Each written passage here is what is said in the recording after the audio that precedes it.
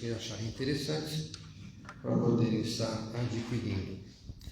Na mesa ao lado nós temos 2 caixas, sugestão e de indicação para preces, tanto de entes que estão nos nossos meios como aqueles desencarnados.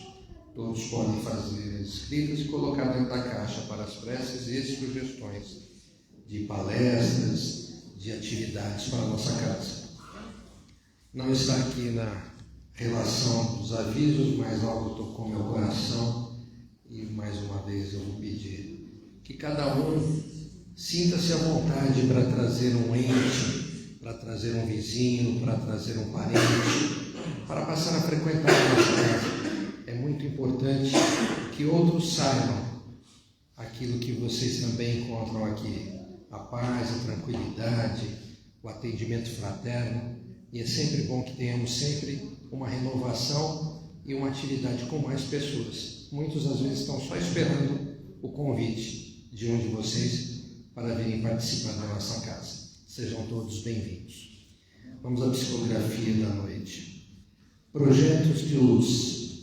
Meus queridos filhos, não percam esta oportunidade bendita de trabalho que vos ofereço.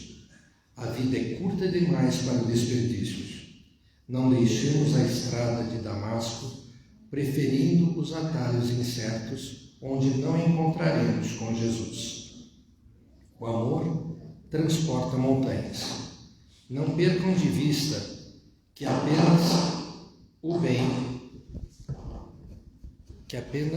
bem aplaca o mal, que apenas o bom modifica o ignorante. Somos todos uns devedores dos outros e precisamos juntos nos reerguer a fim de construir novos projetos de luz. Não nos atrasemos. O tempo, às vezes, pode não esperar nosso despreparo e rebeldia. Somos fortes, pois temos Jesus como guia. Somos inabaláveis, pois temos Jesus como fortaleza. Que este bendito Mestre, nosso amado irmão maior, possa nos acompanhar nessa empreitada humana e espiritual em que nos conjugamos neste núcleo. Essa mensagem foi psicografada na nossa casa no dia 12/7/2025. Agora convido a todos que queiram cerrar seus olhos para a nossa prece da noite, antes da palestra do nosso irmão Mauro. Senhor Deus, Pai de bondade e justiça, nós pedimos, Senhor, dai a luz necessária a todos os irmãos que vieram buscá-la nessa casa. Fazei, Senhor, com que todos saiam daqui com o propósito que vieram de encontro. Que possamos, Senhor, aproveitar nossos irmãos de luz que aqui estiveram preparando o ambiente para que a noite transcorra da melhor forma possível. Aqueles que vieram buscar o socorro espiritual, aqueles que vieram tão somente para aliviar os vossos pensamentos. Pedimos, Senhor, que emane toda a sua luz em todos aqueles irmãos que estão necessitados dos leitos de hospitais, que estão necessitados em uma casa de repouso, que estão necessitados perambulando pelas ruas. Que o Senhor possa iluminar o passo de cada um e guiar cada um para o melhor que for possível. Que o nosso irmão Mauro tenha toda a luz e receba de todos, emanando-nos um momento de paz, um momento de tranquilidade, para que suas palavras possam tocar os nossos corações. Que assim seja, graças a Deus.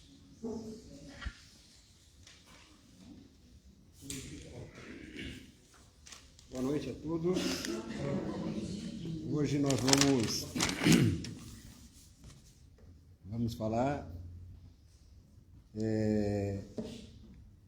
sobre um capítulo do livro Fonte Viva. Esse livro, o livro Fonte Viva, que é a psicografia de Chico Xavier, editado pelo Espírito Emmanuel. E nós vamos falar deste livro, o capítulo 69, que é intitulado Firmeza e Constância. Começa assim, um trecho da primeira epístola de Paulo aos Coríntios.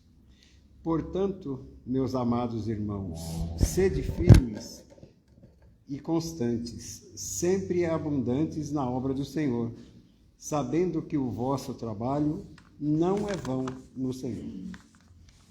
E então é o Paulo exortando, né, os coríntios a trabalhar na obra do Senhor.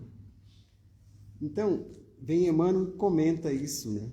No primeiro parágrafo ele diz assim: muita gente acredita que abraçar a fé será confiar-se ao êxtase improdutivo. A pretexto de garantir a iluminação da alma, muitos corações fogem à luta, trancando-se entre quatro paredes do santuário doméstico, entre vigílias de adoração e pensamentos profundos acerca dos mistérios divinos, esquecendo-se de que todo o conjunto da vida é criação universal de Deus. Então, muitas vezes nós, quando tomamos contato, né, com as lições do Cristo, com o Evangelho, nós ficamos admirados, né, muito admirados da grandeza do Senhor, e a gente passa a ficar assim meio que extasiado mesmo, né? Mas o que Emmanuel quer dizer sobre ficarmos em contemplação em nossos lares, né? Muitas vezes nós gastamos o nosso tempo em adoração, em louvores, na parte filosófica, né, da coisa, e ficamos inoperantes.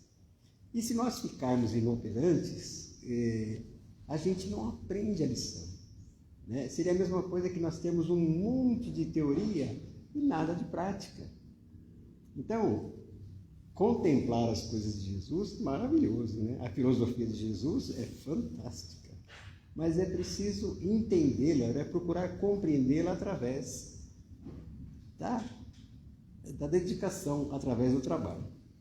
Então, seguindo, aí Emmanuel fala da fé, né? Que a fé representa visão. Visão é conhecimento e capacidade de auxiliar. Quem penetrou a, entre aspas, terra espiritual da verdade, encontrou o trabalho por graça maior. Né? Então, quando a gente pega lá os exemplos do Cristo, a sua trajetória, né, aqui entre nós, o Cristo estava sempre operante. Né? Nós não temos notícia de um Cristo ocioso, né? Só na contemplação. Então, às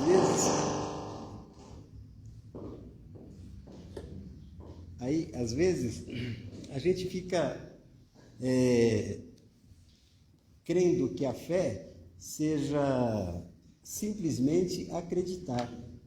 E não é isso, né? Não adianta nada falar assim, olha, eu acredito em Deus, eu acredito no Evangelho de Jesus, e não mudarmos o nosso comportamento, a nossa vida em 1 milímetro. Não basta conhecer, não basta acreditar. É preciso acreditar e, acima de tudo, confiar na pessoa. Acima de tudo, a confiança. Então, seguindo a lição, Emmanuel fala sobre a oração. O Senhor e os discípulos não viveram apenas na contemplação.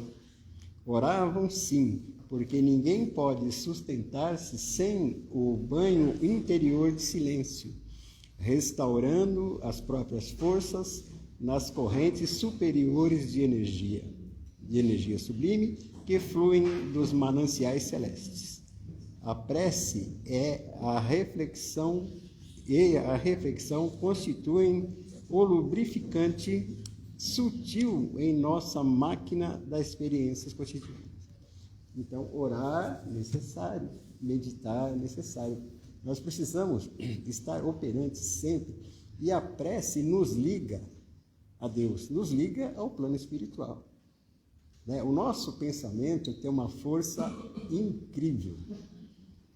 Né? Se nós acreditarmos e acreditamos que tudo o que existe no universo é a força do pensamento do Criador, né? E nós somos co-criadores, nós participamos disso também.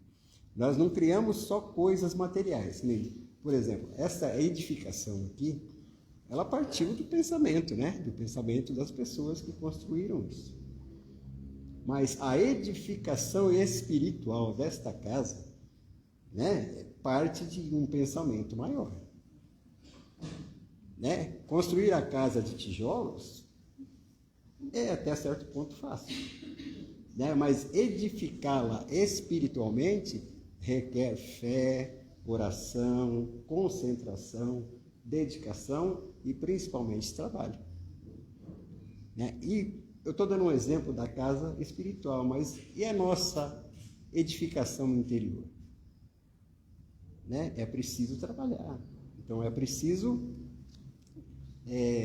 constantemente, garganta já está meia falha. Então é preciso constantemente nós procurarmos edificar a parte do reino de Deus que nos cabe. Né? E qual que é a parte do reino de Deus que nos cabe edificar? É na nossa intimidade. Através da melhora dos indivíduos, nós vamos melhorar o todo. Mas é preciso confiar. Eu sempre digo, ter fé não é só acreditar, é confiar. Mais à frente, vem lá. Aceitar o cristianismo é renovar-se para as alturas, e só o clima do serviço consegue reestruturar o espírito, e santificar o destino. Né? Então, é preciso essa renovação que a gente tem falado. Né?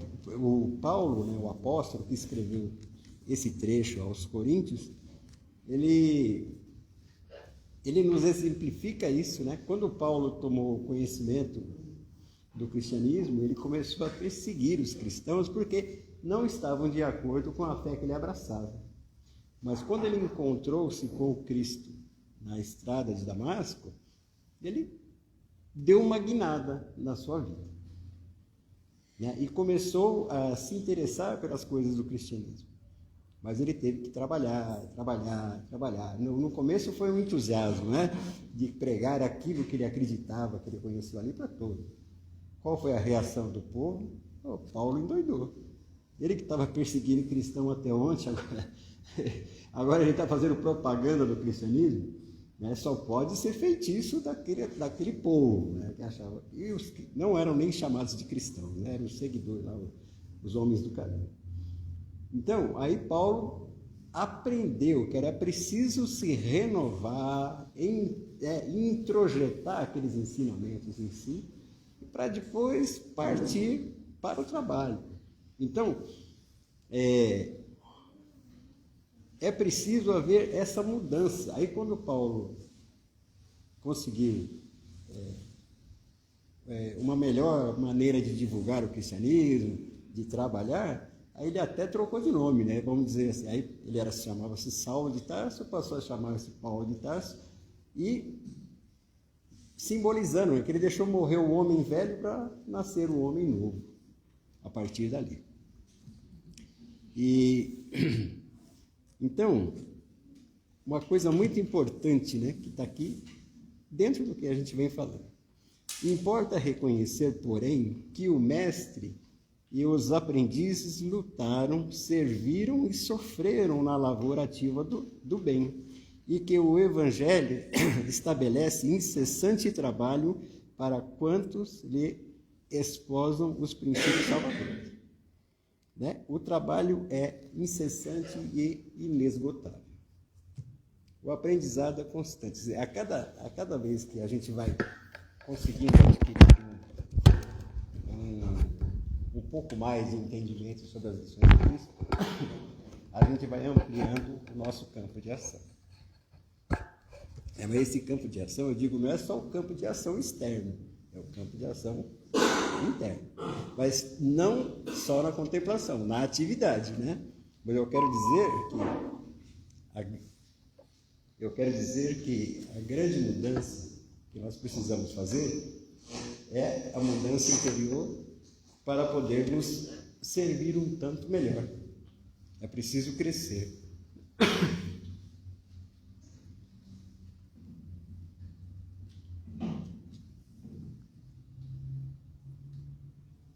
Então, agir ajudando, criar alegria, concórdia e esperança, abrir novos horizontes ao conhecimento superior e melhorar a vida onde estivermos, é o apostolado de quantos se devotam à Boa Nova. Então, onde estivermos, né? Onde estivermos. Não importa a nossa situação mundana, sempre existe a possibilidade de fazermos algo na direção do bem, né? Que é o que o Cristo nos ensina. Melhorar o mundo, implantar o seu reino aqui entre nós, através da fraternidade, né? Através da dedicação.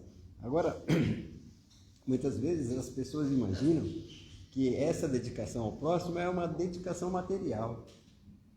A dedicação material também faz parte, né? Repartirmos o pão, isso é o exemplo do Cristo, não é isso? Repartirmos o pão, dar pão a quem tem fome e dar água a quem tem sede, natural. Mas e as pessoas que não têm recurso? Não podem participar do banquete? Não é? Será que fica na condição só de recebedores? Não.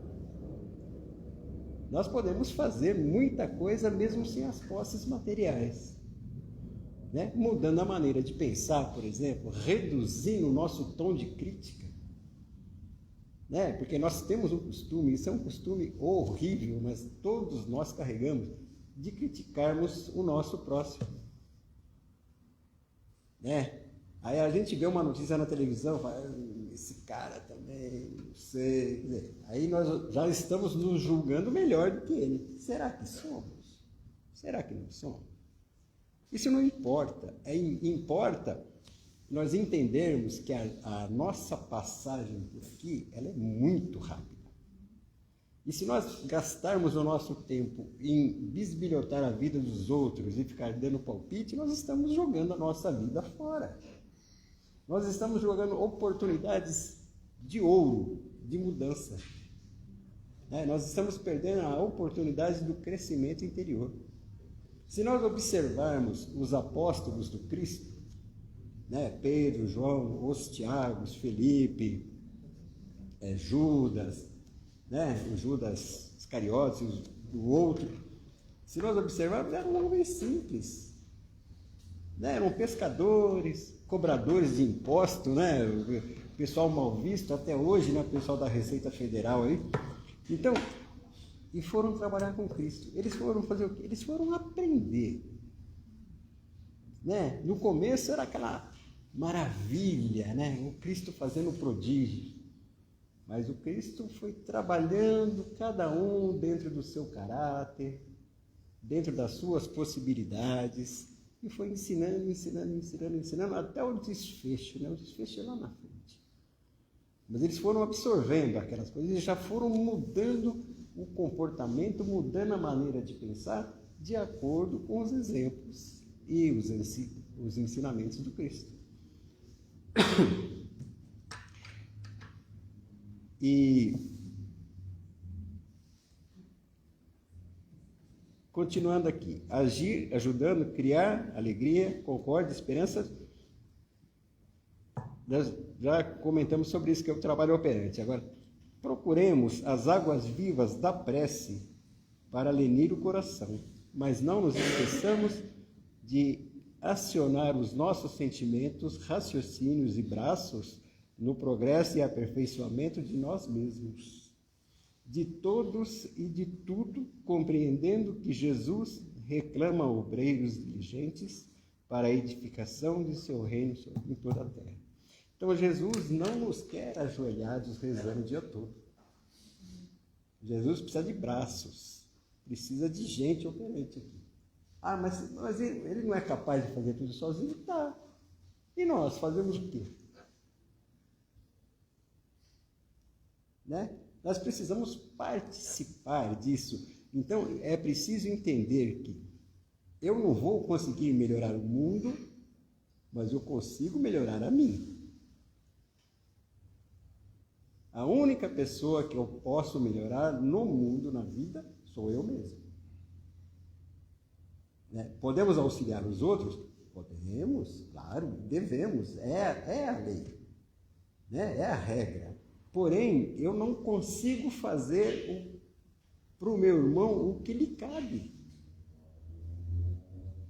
Por exemplo, alguém precisa de um prato de comida. Nós oferecemos aquele prato de comida. Eu posso comer por ele? Não. Ele que tem que se alimentar. Eu posso oferecê-lo. E isso é o que Jesus faz para nós, né? Nos oferece o banquete. Né? Esse banquete espiritual, Cristo nos oferece. Agora, nós que temos que degustá-lo e aproveitar aqui. Né? De que maneira? Operando, né? Trabalhando em nós mesmos. Tropeça, cai, levanta. O que nós não podemos é ficar caídos. E sempre é tempo de começar. Sempre é tempo. Então, a hora que nós percebermos a parte que nos cabe, podemos estar à beira do leito de morte. É a hora de começar. Porque a vida não cessa. A vida não cessa. O nosso corpo passa, mas nós não passamos. Então, sempre é tempo de começar. Sempre é tempo. E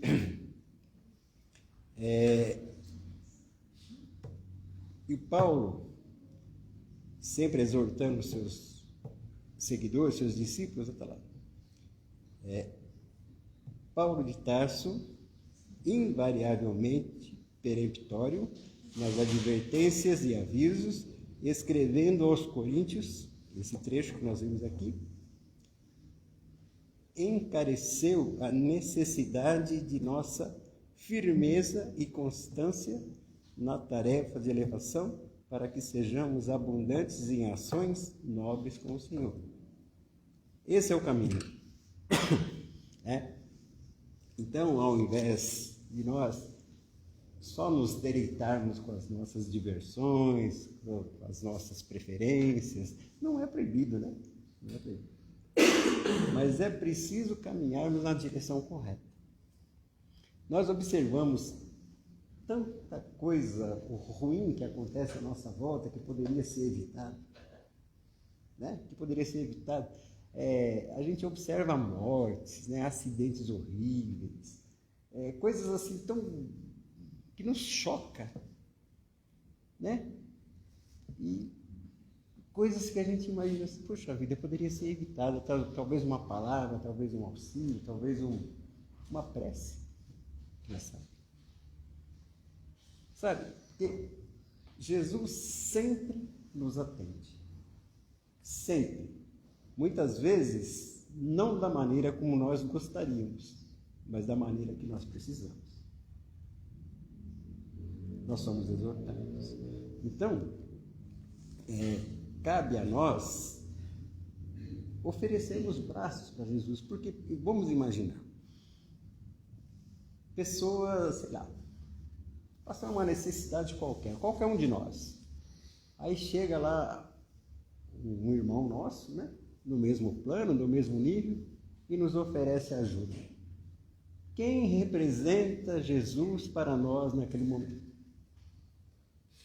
Não é quem nos traz o auxílio? E é assim que Jesus quer que seja. Eu digo que o ensinamento do Cristo, que os apóstolos foram aprendendo, eles foram, né, introjetando aquilo na sua própria vida. Aí o Cristo foi crucificado.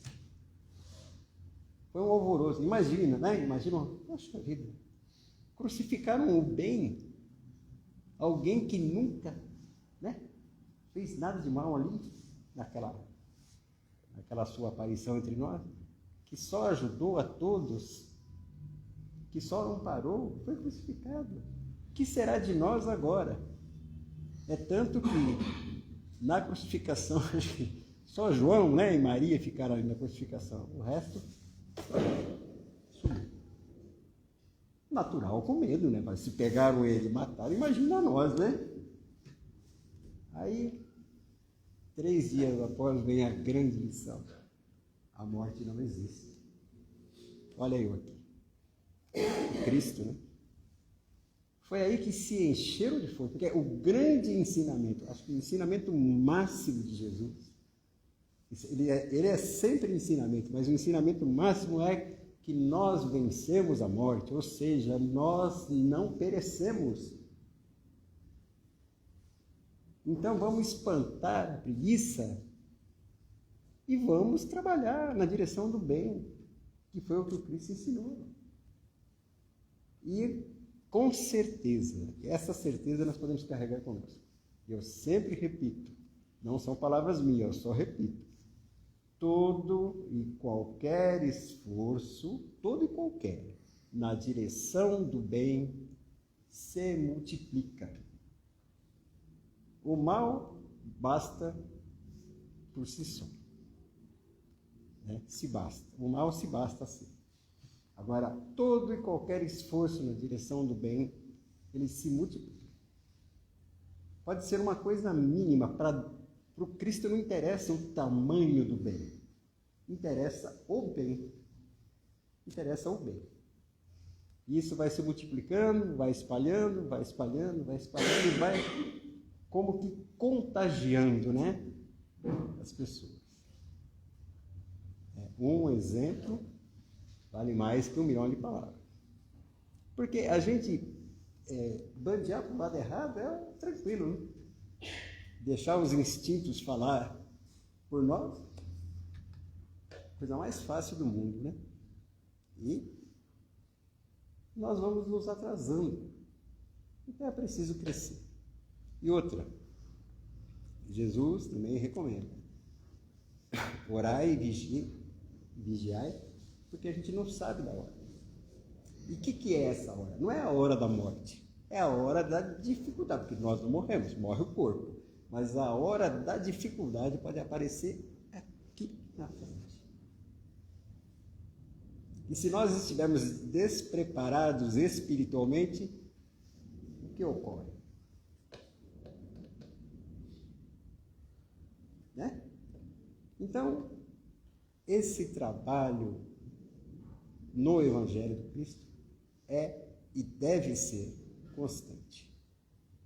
Puxa vida, Mora, você é muito radical. Não, não é isso, gente. A prece deve nos acompanhar, porque partindo dessa companhia, as ações começam a aparecer. Sabe, eu repito, pensamento é força e edifica. Agora, que nem se eu saio de casa para trabalhar já pessimista, ao invés de fazer uma prece, eu saio resmungando, dificilmente eu vou encontrar uma oportunidade, né, de fazer. Porque eu não vou enxergar, né? Estou pessimista, só enxergando coisas ruins, eu não vou enxergar nada. Eu sempre conto uma história, isso eu não vou esquecer nunca. Passando perto de uma comunidade ali na Vila Prudente, né? E eu, olhando aquilo tudo, um monte de lixo, coisa reciclada, eu pensava comigo assim, nossa, se pegar fogo nisso aqui, vai... sabe? E a pessoa que estava comigo,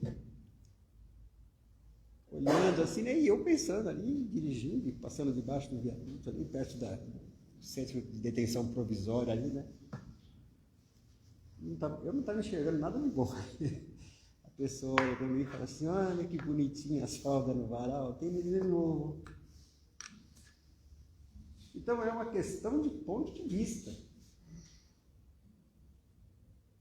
Olha, aquilo para mim foi uma lição sem tamanho. Uma coisa que me jogou no chão. Então, eu aprendi. É preciso enxergar a parte boa, porque o bem existe. Mas se eu não quiser vê-lo, eu não vou. E se eu não ver, eu não vou agir. Se eu não agir, eu estarei sendo um peso para a sociedade, um peso para qualquer um, que vai ter que me ajudar a levantar. Então, é preciso nós prestarmos atenção nessas coisas. O que eu tenho feito da minha vida? Tenho trabalhado, tenho estudado, tenho criado filho, maravilhoso, mas de que maneira? De que maneira eu tenho feito? Esse planeta de expiação e prova, passando pelas expiações e pelas provas, né? Nós estamos passando por dificuldades criadas por nós, pelos nossos instintos lá atrás. Então, necessário acordar, ter o Evangelho na nossa mente. Não importa a religião, não importa ser isso, isso é rótulo. Isso é rótulo. É preciso ter o Evangelho como guia de operação, né? Manual de instrução. Então, como o alerta do Paulo aqui, portanto, meus amados irmãos, sede firmes e constantes, sempre abundantes na obra do Senhor, sabendo que o vosso trabalho não é vão nas coisas do Senhor. Nosso trabalho não é vão. Agora, não vamos aguardar milagres, recompensas que nós não merecemos. Não vamos, aguardar milagres. Ah, eu queria tanto ganhar na loto. Pergunto, para quê? Se dinheiro fosse felicidade, não haveria tanta disputa, tanta corrupção, tanto roubo, porque transforma-se o nosso comportamento, o comportamento humano, transforma aquilo que poderia ser um bem na nossa queda.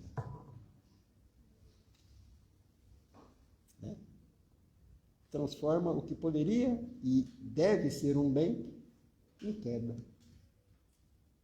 Então, o Evangelho não leva para esse lado, se nós observarmos os exemplos do Cristo, sempre leva na direção do bem. Até o perdão, tudo isso. E a grande lição, a morte não existe.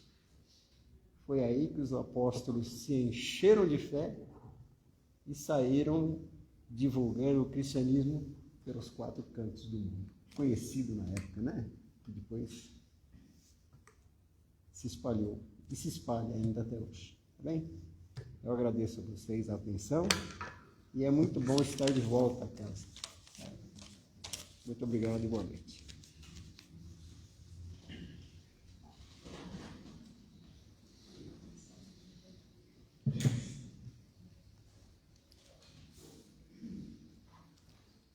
Queridos irmãos, vamos elevar os nossos pensamentos ao nosso Mestre Jesus, para que juntos possamos agradecer a luz, o amparo, através das palavras e ensinamentos que tivemos nessa noite, nesta casa tão abençoada que acolhe com tanto carinho todos nós. Que possamos agradecer a espiritualidade amiga que aqui sempre nos conduz ao melhor, para que possamos sair daqui aliviados, possamos sair daqui com a certeza da continuidade dos ensinamentos de Jesus. E assim como nosso irmão Mauro trouxe com as palavras de Paulo de Tarso, precisamos multiplicar, fazer com que outras pessoas também encarem os ensinamentos de Jesus com a palavra, com todo o carinho, com toda a gratidão, de cada dia que possamos acordar e saber que temos uma nova batalha e uma nova continuidade para a nossa evolução. Agradecemos a espiritualidade que aqui esteve, que permanece neste momento e que há de nos acompanhar cada um aos nossos lares, que possamos voltar com a certeza de que amanhã será um novo dia e que cada palavra amiga, cada palavra positiva possa construir em um irmão que talvez precise tão somente de um sorriso, uma condição de seguir adiante com os ensinamentos de Jesus Cristo. Vão em paz, que o Senhor acompanhe todos vocês. Que assim seja, graças a Deus.